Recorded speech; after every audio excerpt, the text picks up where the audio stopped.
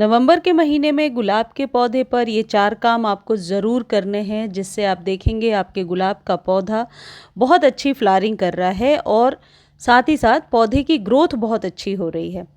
गुलाब के पौधे को पोषण देने का और फर्टिलाइज करने का ये नवंबर का मंथ सबसे बेस्ट होता है। नवंबर के शुरू में ही आप अच्छे से फर्टिलाइज कर देते हैं गुलाब के पौधे को, तो आने वाले 2-3 महीने तक आपका पौधा बहुत ही अच्छे से फ्लावरिंग करता रहता है। सबसे पहले मैं ये बता देती हूँ कि गुलाब में क्या क्या प्रॉब्लम्स आती हैं। एक सबसे बड़ी प्रॉब्लम होती है जो है डाईबैक की प्रॉब्लम। जब कभी आप प्रून करते हैं, कटिंग करते हैं, तो गुलाब में अक्सर स्टेम वो सूखने लगती है।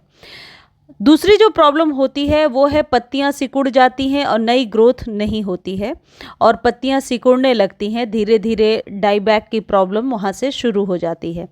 तीसरी चीज़ ये होती है कि सारे खाद पानी को दे देने के बाद भी बिल्कुल फ्लावरिंग नहीं होती है, या एक बार फ्लावरिंग हो जाती है जब आप नर्सरी से लेकर आते हैं और उसके बाद बिल्कुल भी फ्लावरिंग नहीं हो पाती है।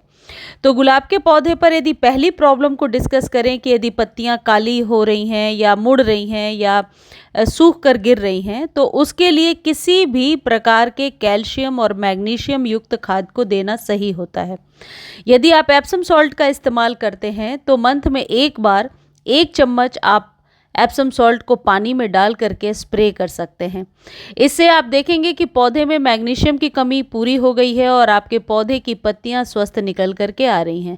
और यदि आपके पास एप्सम सॉल्ट नहीं है तो आप इस जगह पे चाय पत्ती का इस्तेमाल कर सकते हैं।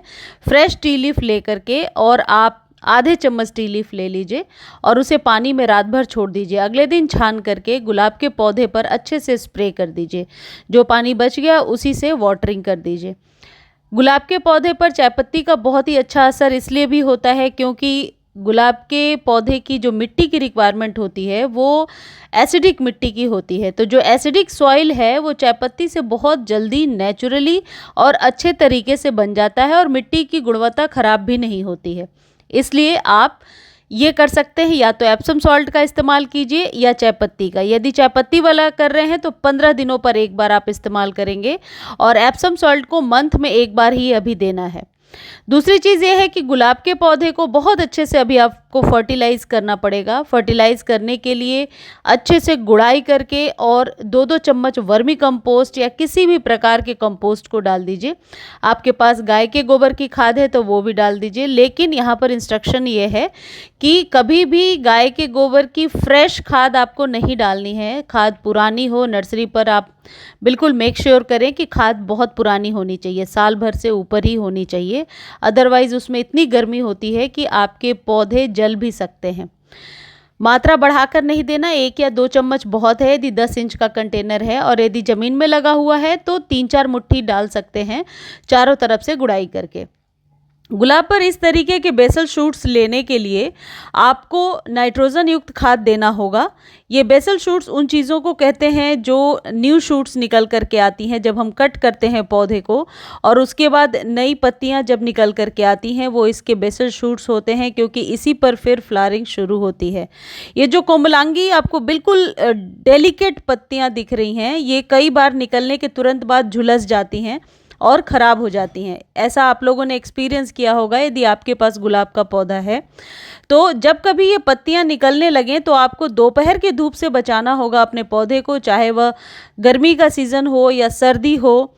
सर्दी में भी यदि तेज़ धूप लग रही है डायरेक्ट गुलाब को, तो फिर इन पत्तियों को यानी न्यू बेसल शूट्स को झुलसने से बचाने के लिए ये ज़रूरी है कि आप इन्हें दोपहर के धूप से बचाएं।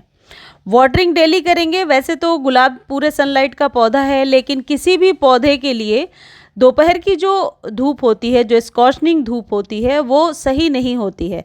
तो यदि किसी पौधे में आपको ऐसा लगता है कि संभाल नहीं पा रहे हैं, स्टेम पतली है या बहुत मुश्किल से इसमें 1-2 कली बन रही है, तो उसे दोपहर की धूप से आप बचा ही लीजिए। तो पौधे की जो है आप कह सकते हैं केयर करना ईजी हो जाता है। अब कई लोगों की क्वेरी है कि क्या अभी रिपोर्ट कर सकते हैं या प्रून कर सकते हैं। गुलाब को बहुत ज़्यादा प्रून करने की एडवाइस मैं नहीं दूंगी, क्योंकि ज़्यादा प्रून करने से डाईबैक की प्रॉब्लम होती है, और यदि आप रिपोर्ट करना चाहते हैं तो ये सही टाइम नहीं है। आप फैब में कर लीजिए या फिर रेनी सीज़न में। चलिए अब खाद की बात करते हैं। ये जो चीज़ आपको दिख रहा है ये है बेकिंग सोडा, कुकिंग सोडा भी कहते हैं इसे। आपको ये आधे चम्मच के करीब कुकिंग सोडा चाहिए। मैं अपने 3 गमले के लिए रेडी कर रही हूँ। कुकिंग सोडा में क्या पाया जाता है ये पहले बता देती हूँ। ये जो बेकिंग सोडा होता है ये पौधे पर लगने वाले फंगस और पाउडरी मिल्ड्यू को विकसित होने से रोकता है, ख़त्म नहीं करता, लेकिन न्यू डेवलपमेंट नहीं होती है और पौधे की मिट्टी को नेचुरली उपजाऊ बनाता है। साथ ही साथ एफिड्स या स्पाइडर माइट से, कॉकरोच से आपके पौधे की रक्षा करता है।